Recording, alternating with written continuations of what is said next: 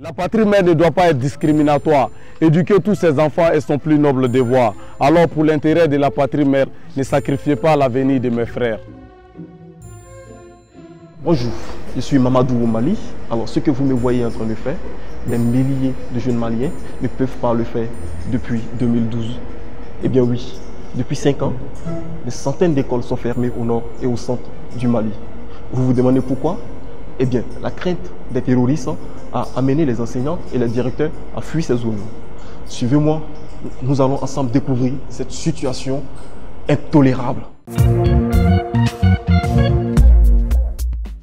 J'ai rencontré Ousmane, élève au centre, aujourd'hui déplacé à Bamako. Il nous raconte pourquoi il a quitté sa famille et ses amis pour s'installer dans la capitale. Je suis classe 8e année de là. Je suis à Bamako. Je suis classe Datoura. Je suis à Bamako parce que classe Datoura, maître Outara.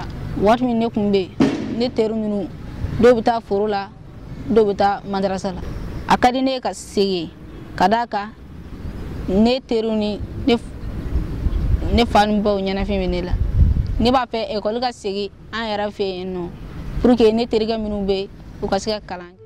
Afin de sensibiliser l'opinion publique sur la situation de ces enfants laissés pour compte, des jeunes originaires du nord et du centre, à l'image de Issouf dont je suis allé à la rencontre, s'activent. Dans la région de Mopti en général et à Saba en particulier, les écoles sont fermées. Les écoles sont fermées dues à la présence des bandits, des groupes terroristes qui sont présumés être des membres du Front National de Libération du Massina. Ils pensent que l'école est haram, alors que l'école est loin de l'être. Donc à leurs arrivées, ils ont chassé tous les représentants de l'État, ils ont démoralisé les parents, ils les ont terrorisés, ils les ont empêchés d'envoyer leurs enfants à l'école. Donc certains enfants ont quand même continué à fréquenter les écoles coraniques et les médrasas. Les enfants vivent cette situation dans une profonde douleur et difficulté. Nous avons peur aussi qu'ils ne rejoignent pas ces terroristes. Pour pallier à cette absence de l'État, certaines organisations internationales telles que l'UNICEF essaient d'apporter leur assistance à ces enfants et leurs parents. Je suis ici au siège de l'UNICEF Mali. Je vous invite à aller à la rencontre de Elena, la directrice en charge de l'éducation.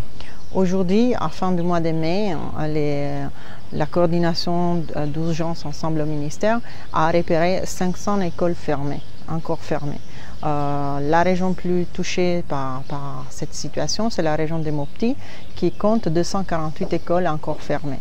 Dans la région de Mopti, la situation dans l'année scolaire en cours a doublé le nombre des écoles fermées par rapport à l'année précédente. Et cette situation est due à la fois dans une question sécuritaire, qu'il y a des fragilités dans cette région du nord et du centre, qui portent les communautés à avoir peur, ou à d'avoir aussi des écoles qui ont été menacées, ou ont été attaquées.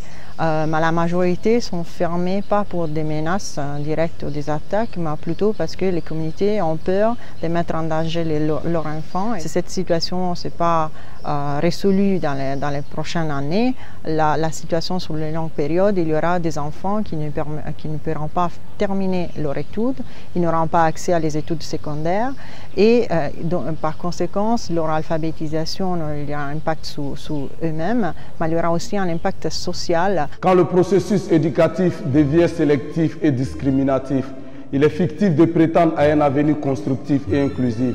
Parce que pour les enfants dont l'éducation est confisquée, il est d'une grande facilité de se laisser endoctriner par des esprits détournés, ensuite retourner se venger de la société qui les a abandonnés. Tout comme Sakaroz, artiste slammer que vous venez de voir, qui a décidé d'utiliser sa voix et sa plume pour dénoncer cette situation, il était important pour moi de partager avec vous cette tragédie qui me révolte. Ainsi s'achève cette vidéo, mais je suis curieux de savoir ce qui vous révolte dans votre communauté.